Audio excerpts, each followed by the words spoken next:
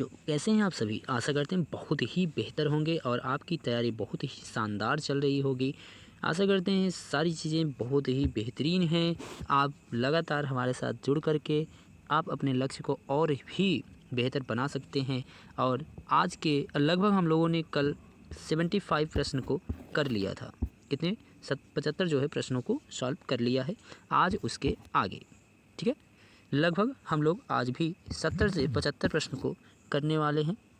तो मेरे साथ बने रहिएगा। आइए देखते हैं आज के पहले प्रश्न को। यहाँ पे पहला प्रश्न कहा गया है, छायावाद उत्तर युग का प्रारंभ माना जाता है 1900 में, 1920 में, 1938 में या फिर 1950 में। बताना ये है कि छायावाद उत्तर युग का प्रारंभ माना जाता है, कब माना जाता है, ये आपको बतानी है। तो यहाँ पे करेक्ट आंसर क्या हो जाएगा? 76 का करेक्ट आंसर आपकी बात करें तो 76 का अगर बात करें छायावाद युग का ये आरंभ कब माना जाता है तो 1938 में। छायावाद युग का आरंभ कब माना जाता है? 1938 से। अगला प्रश्न है, अगला है, अरे यायावर याद रहे याद के लेखक हैं। अरे यायावर याद जो है रहेगा याद के लेखक कौन है? यशपाल हैं, नगेंद्र हैं, मुक्तिबोध हैं या फिर अज्ञेय हैं। 77 का करेक्ट आंसर क्या हो जाएगा? यहाँ पे अज्ञेय जी करेक्ट आंसर हो जाएंगे। अरे यायावर रहेगा याद के लेखक कौन है? तो अज्ञेय जी हैं। ठीक है, अगला प्रश्न देखते हैं। कहा गया है, कौन सी रचना हजारी प्रसाद द्विवेदी की नहीं है? ध्यान सुनिएगा, कौन सी रचना जो है हजारी प्रसाद द्विवेदी की नहीं है ये बताना है आपको। तो ऑप्शन ए है हमारा यहाँ पे कि अशोक के फूल, हिंदी काव्यधारा, हिंदी साहित्य की भूमि। कौन कौन है? अशोक के फूल की अगर बात करें हजारी प्रसाद द्विवेदी का यह है, हिंदी साहित्य भी हजारी प्रसाद द्विवेदी जी का ही है और हिंदी साहित्य की भूमि यह भी हजारी प्रसाद द्विवेदी द्वारा ही जो है रचित किया गया है। ऑप्शन नंबर यहाँ पे बी हमारा करेक्ट आंसर हो जाएगा, हिंदी काव्य धारा, यानी कि 78 का option number B correct answer हो जाएगा। अगला प्रश्न देखते हैं। कहा गया है, चंद छंद वर्णन की महिमा, या मोस्ट इंपॉर्टेंट लगाइएगा, इस पर क्या लगाएंगे? Most important. कहा गया है, चंद छंद वर्णन की महिमा के लेखक कौन है? नाभादास हैं, दामोदर शर्मा हैं, गंग हैं या फिर गोकुलनाथ है। बताना ये है कि यहाँ पे 79 यानी कि 79वां का करेक्ट आंसर क्या हो जाएगा? तो बताइए 79 का करेक्ट आंसर क्या हो जाएगा? तो यहाँ पे हो जाएगा कितना? कवि गंग। चंद छंद वर्णन की महिमा मोस्ट इंपॉर्टेंट है, कौन है? कवि गंग। अगला प्रश्न है, कंकाल के उपन्यास, जो कंकाल उपन्यास है उसके लेखक कौन है? यह भी मोस्ट इंपॉर्टेंट है। ठीक है, बताइए। तो जो है कंकाल उपन्यास के लेखक कौन है? प्रेमचंद हैं, जैनेन्द्र कुमार हैं, जयशंकर प्रसाद हैं या फिर बालकृष्ण भट्ट हैं। बताना यह है कि करेक्ट आंसर क्या हो जाएगा? तो यहाँ पे जयशंकर प्रसाद करेक्ट आंसर हो जाएगा, मोस्ट इंपॉर्टेंट है। कंकाल उपन्यास के लेखक कौन है? जयशंकर प्रसाद हो जाएंगे। पूछा गया है अगला प्रश्न, उपन्यास विधा की रचना है कौन सा? नीड़ का निर्माण, फिर बाल भट्ट की जो है आत्मकथा, कलम का सिपाही, पथ के साथी। बताइए 81वें का करेक्ट आंसर क्या हो जाएगा? अगर 81वें के करेक्ट आंसर की बात करें तो यहाँ पे हो जाएगा बाल भट्ट की आत्मकथा, यानी कि option number B correct answer हो जाएगा। अगला प्रश्न देखते हैं।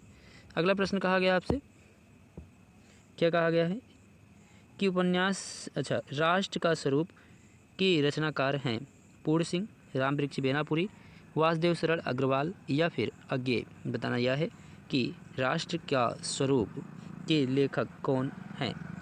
अगर राष्ट्र के स्वरूप के लेखक की बात करें तो इसके लेखक वासुदेव शरण अग्रवाल जी हैं। ठीक है, अगला प्रश्न देखते हैं। प्रश्न संख्या 83वां।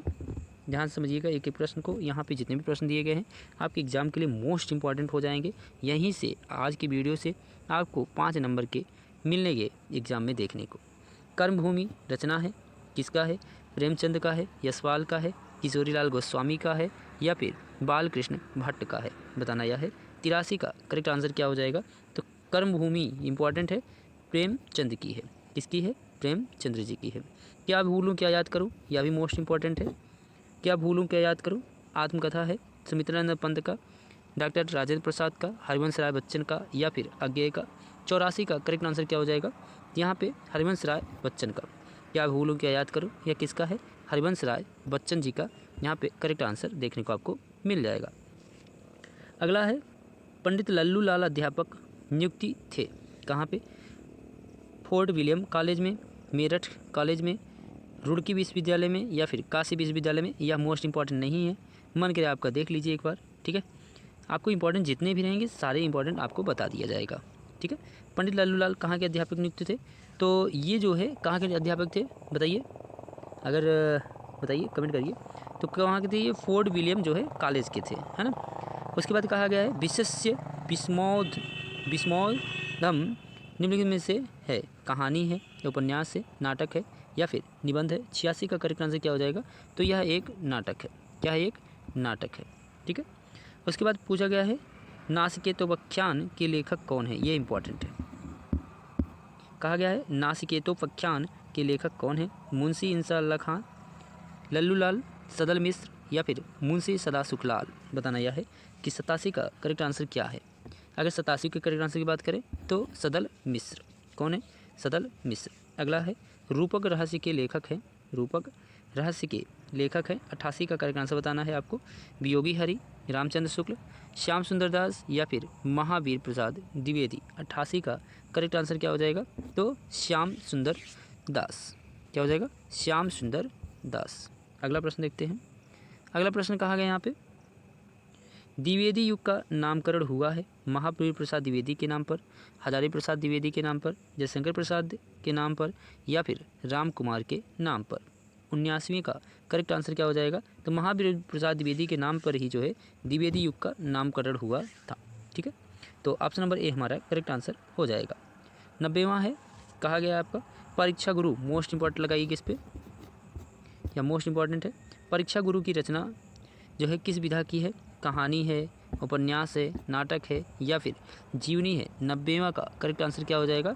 यह एक क्या है? परीक्षा गुरु जो है एक उपन्यास है। क्या है? उपन्यास है। ऑप्शन नंबर बी हमारा करेक्ट आंसर हो जाएगा। कहा गया निम्नलिखित में से नाटककार हैं कौन? इसमें नाटककार है रामचंद्र शुक्ल, मोहन राकेश, डॉक्टर नागेंद्र या फिर महादेवी वर्मा। बताइए इसमें नाटककार कौन है? 91 का करेक्ट आंसर क्या हो जाएगा, यह बताना है आपको। तो मोहन राकेश यहाँ पे जो है नाटककार हो जाएंगे, ठीक है। अगला प्रश्न देखते हैं। अगला प्रश्न कहा गया है कीर्ति दीवारें के रचनाकार हैं उपेंद्र नाथ अस्त, शिव प्रसाद सिंह, अज्ञेय, राम विलास शर्मा। बताना यह है गिरती दीवारें के रचनाकार कौन है। अगर गिरती दीवारों की बात की जाए तो इसके रचनाकार कौन है? तो उपेंद्र नाथ अस्त। Option number A correct answer हो जाएगा। अगला प्रश्न है प्रजा हितैषी समाचार पत्र के संपादक किसने किया था? हजारी प्रसाद द्विवेदी ने, राजा लक्ष्मणजीत सिंह ने, अज्ञेय ने या फिर शिव प्रसाद सितारे हिंद ने। बताना यह है 93 का करेक्ट आंसर क्या हो जाएगा? यहाँ पे राजा लक्ष्मण सिंह ने। ऑप्शन नंबर बी हमारा करेक्ट आंसर हो जाएगा। अगला प्रश्न है छायावाद उत्तर युग के लेखक हैं जयशंकर प्रसाद, माखनलाल चतुर्वेदी, वासुदेव सरल अग्रवाल या फिर महावीर प्रसाद द्विवेदी। बताना यह है कि छायावाद उत्तर युग के लेखक कौन हैं? तो वासुदेव सरल अग्रवाल। ऑप्शन नंबर सी हमारा करेक्ट आंसर हो जाएगा। अगला प्रश्न देखते हैं। अगला प्रश्न कहा गया आपसे, ध्यान दीजिए। अगला प्रश्न कहा गया है 95वां कि 1957 में पद्म भूषण से अलंकृत हुए कौन?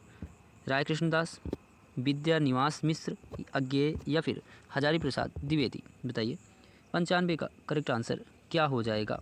तो यहाँ पे हजारी प्रसाद द्विवेदी जी को जो है 1957 में जो है पद्म भूषण से अलंकृत किया गया था। अगला प्रश्न है डॉक्टर संपूर्णानंद को मंगला प्रसाद पुस्तक जो पुरस्कार था वह प्राप्त हुआ कहाँ पर? गणेश पर, द्विचिदुल्लास पर या समाजवाद पर, आर्यों की आदि। बताना यह है डॉक्टर संपूर्णानंद को मंगला प्रसाद पुरस्कार क्यों प्राप्त हुआ था? 96 का करेक्ट आंसर क्या हो जाएगा? तो समाजवाद पर। किस पे? समाजवाद पर। अगला प्रश्न है बेकन विचार माला अनुदूत ग्रंथ है किसका? राहुल संकृत्यान का, वासुदेव सरल महावीर प्रसाद द्विवेदी का, वासुदेव सरल अग्रवाल का या फिर मोहन राकेश का। 97 का करेक्ट आंसर क्या हो जाएगा? तो यहाँ पे महावीर प्रसाद द्विवेदी जी का है। यह इम्पॉर्टेंट है, ठीक है। क्या ये इम्पॉर्टेंट है? अगला प्रश्न है कन्यादान निबंध के लेखक हैं कौन है? ये बताना है आपको। कन्यादान के जो निबंध है उसके लेखक कौन है? भारतेंद्र हरीशचंद्र, हजारी प्रसाद द्विवेदी, संपूर्णानंद या फिर सरदार पूर्ण सिंह। बताना यह है 98 का करेक्ट आंसर क्या हो जाएगा? तो कौन है? सरदार पूर्ण सिंह। अगला देखते हैं, विधा की दृष्टि से बेलगा से गंगा है, उपन्यास है, कहानी संग्रह है, यात्रा वृत्तांत है या फिर आत्मकथा है? बताना यह है कि 99 का करेक्ट आंसर क्या हो जाएगा। अगर 99 के करेक्ट आंसर की बात करें तो ऑप्शन नंबर बी हमारा करेक्ट आंसर हो जाएगा, कहानी संग्रह। क्या हो जाएगा? कहानी संग्रह यहाँ पे करेक्ट आंसर हो जाएगा। अगला है, हिंदी साहित्य में व्यंग्य के आधार स्तंभ हैं श्याम सुंदर दास, कन्हैयालाल मिश्र, प्रियनिक प्रभाकर, हरिशंकर परसाई या फिर राम वृक्ष बेनापुरी? बताइए यहाँ पे करेक्ट आंसर क्या हो जाएगा। आज हम लोग 100 पहुँच गए हैं, बताइए इसका करेक्ट आंसर क्या हो जाएगा। तो हरिशंकर परसाई। ठीक है, अगला प्रश्न देखते हैं। 101वां प्रश्न क्या कहा गया है?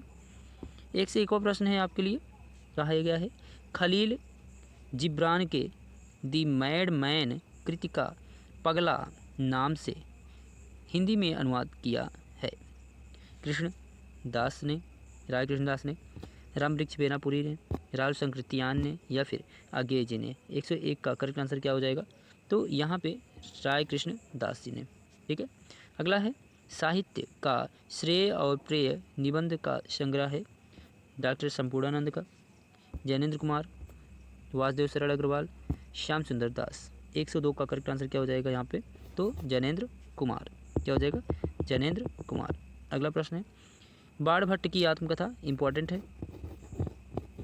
बाण भट्ट की आत्मकथा विधा कहाँ की है? रेखा चित्र, आत्मकथा, उपन्यास, निबंध? बताइए बाण भट्ट की आत्मकथा किस विधा की रचना है? 103 का करेक्ट आंसर क्या हो जाएगा? तो उपन्यास है। क्या है ये? उपन्यास है।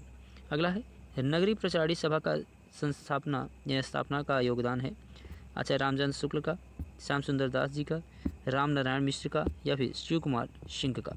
बताइए कि नगरी प्रचारी सभा की स्थापना में योगदान किसका है? चलिए बताइए 104 का करेक्ट आंसर क्या हो जाएगा यहाँ पे? तो ऑप्शन नंबर बी हमारा करेक्ट आंसर हो जाएगा, यानी कि श्याम सुंदर दास यहाँ पे करेक्ट आंसर हो जाएगा। अगला प्रश्न देखते हैं। अगला प्रश्न कहा गया इसी प्रकार से कि अंग्रेजी के स्केच का रूपांतरण क्या है?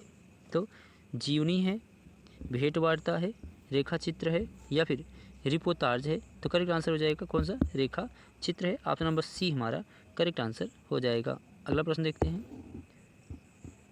अगला प्रश्न कहा गया आपसे कि आनंद की खोज और पागल पथिक का संबंध किस विधा से है? बताना है किसका करेक्ट आंसर क्या हो जाएगा? बताइए संस्मरण से है, निबंध से है, गद्य गीत से है या फिर आलोचना से है? यहाँ बताना यह है करेक्ट आंसर क्या हो जाएगा। 106 के करेक्ट आंसर क्या हो जाएगा? तो गद्य गीत से है। हिंदी की पहली कहानी बताना यह है, हिंदी की पहली कहानी क्या पूछा गया आपसे? हिंदी की पहली कहानी माना जाता है, किसको माना जाता है ये बताना है। हिंदी की पहली कहानी किसको माना जाता है? नमक का दरोगा, उसने कहा था, कफन, इंदुमती? मोस्ट इंपॉर्टेंट प्रश्न है आपके एग्जाम के लिए, ध्यान दीजिए। यह प्रश्न मोस्ट इंपॉर्टेंट है आपके एग्जाम के लिए। हिंदी साहित्य की पहली कहानी मानी जाती है, यह बताना है किसे माना जाता है। चलिए कमेंट करिए बहुत तेजी के साथ, किसे माना जाता है। तो 107 का क्या हो जाएगा? इंदुमती। ऑप्शन नंबर डी हमारा करेक्ट आंसर हो जाएगा, इंदुमती। अगला प्रश्न देखते हैं। तुम चंदन हम पानी किस विधा की रचना है? तुम चंदन बताइए किस विधा का है? नाटक है, संस्मरण है, आत्मकथा है, निबंध है? बताना ये है कि तुम चंदन हम पानी किस विधा की रचना है। 108 का करेक्ट आंसर क्या हो जाएगा? तो निबंध है। क्या ये? निबंध है। क्या है? निबंध है। अगला देखते हैं। अगला प्रश्न कहा गया है आधुनिक काल के प्रमुख नाटककार माने जाते हैं, किसको माना जाता है ये बताना है। मोहन राकेश को, लक्ष्मी नारायण को, जयशंकर प्रसाद को या फिर राम कुमार वर्मा को? 109 का करेक्ट आंसर क्या हो जाएगा? तो जयशंकर प्रसाद जी को किसको माना जाता है? तो यहाँ पे जयशंकर प्रसाद जी करेक्ट आंसर हो जाएंगे। क्या हो जाएंगे? करेक्ट आंसर हो जाएंगे। अगला है भारतेंद्र हरिश्चंद्र की रचना है, क्या पूछा गया है? भारतेंद्र हरिश्चंद्र जी की रचना है, कौन सा यह बताना है। वैदिक हिंसा न भवति, हिंसा हिंसा न भवति, कलिकौतुक, नूतन ब्रह्मचारी, प्रेम मोहनी? बताना यह है कि 110 का करेक्ट आंसर क्या हो जाएगा। तो यहाँ पे 110 के अगर करेक्ट आंसर की बात करें तो यहाँ पे ऑप्शन नंबर ए हमारा करेक्ट आंसर है कि वैदिक हिंसा हिंसा न भवति। अगला है ची द्विलास के लेखक हैं, कौन है ये बताना है। राजकुमार वर्मा है, हजारी प्रसाद द्विवेदी जी हैं, संपूर्णानंद हैं, मोहन राकेश हैं। बताइए 111 का करेक्ट आंसर क्या हो जाएगा। तो यहाँ पे करेक्ट आंसर क्या हो जाएगा, क्या पूछा गया है, ची द्विलास कौन हो जाते हैं, संपूर्णानंद जी यहाँ पे करेक्ट आंसर हो जाते हैं। अगला है सदल मिश्र की रचना है, कौन है। भारत दुर्दशा, नासिकेतोपाख्यान, बैताल पचीसी या फिर सुख सागर। बताना यह है कि 112 का करेक्ट आंसर क्या हो जाएगा। तो यहाँ पे नासिकेतोपाख्यान, ठीक है, करेक्ट आंसर हो जाएगा। और अंतिम प्रश्न है 113 का, 113वां प्रश्न है। क्या पूछा गया है यहाँ पे, नीड़ का निर्माण फिर विधा रचना है, इंपॉर्टेंट है, लगाइएगा इंपॉर्टेंट, कहानी है, यात्रा वृत्तांत है, उपन्यास है या फिर आत्मकथा है। बताइए 113 का करेक्ट आंसर क्या हो जाएगा यहाँ पे। तो यह एक क्या है, आत्मकथा है, क्या है, आत्मकथा है, ठीक है। ऑप्शन नंबर डी हमारा करेक्ट आंसर हो जाएगा, क्या ये आत्मकथा है, ठीक है।